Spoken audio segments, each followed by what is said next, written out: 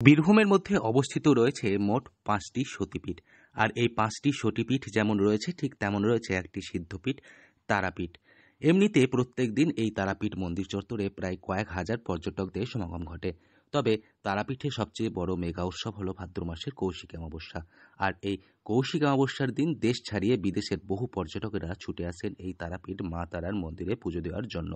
ভক্তদের মধ্যে বিশ্বাস রয়েছে ভাদ্র মাসের এই অমাবস্যার একদিন মা তারার কাছে এসে কোনো প্রার্থনা করলে মা তারা অবশ্যই ভক্তের সেই মনস্কামনা পূর্ণ করেন।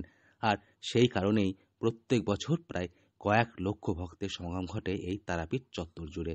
অমাবস্যা উপলক্ষে সাজো সাজো রব হয়ে ওঠে গোটা চত্বরে। ভিড় সামাল দিতে প্রায় প্রত্যেক বছর ২ থেকে ২.৫ হাজার পুলিশ কর্মী নিযুক্ত থাকে। এর পাশাপাশি হয়ে থাকে মাইকিং এবং ভক্তদের যেন কোনোভাবে অসুবিধা না হয় সেই কারণে প্রশাসনের তরফ থেকে সব রকম সুযোগ সুবিধা প্রদান করা হয়।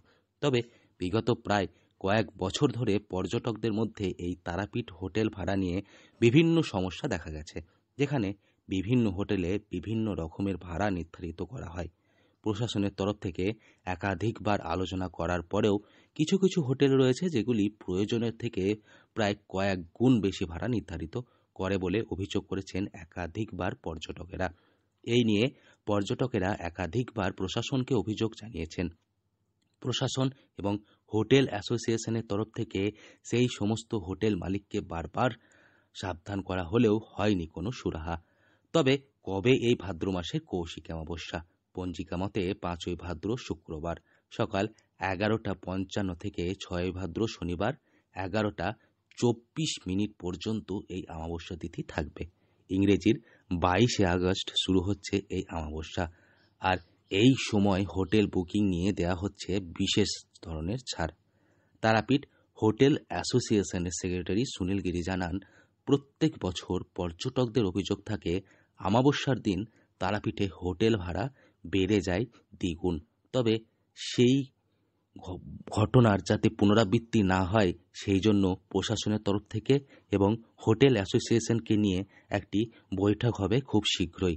আর সেই বৈঠকেই চূড়ান্ত ভাড়া নির্ধারিত করা হবে।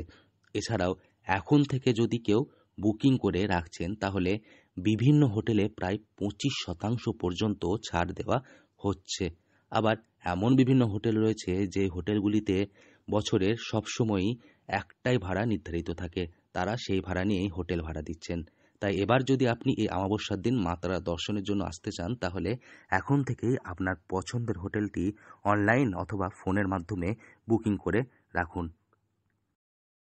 বীরভূম থেকে সৌভিক রায় রিপোর্ট, লোকাল 18 বাংলা।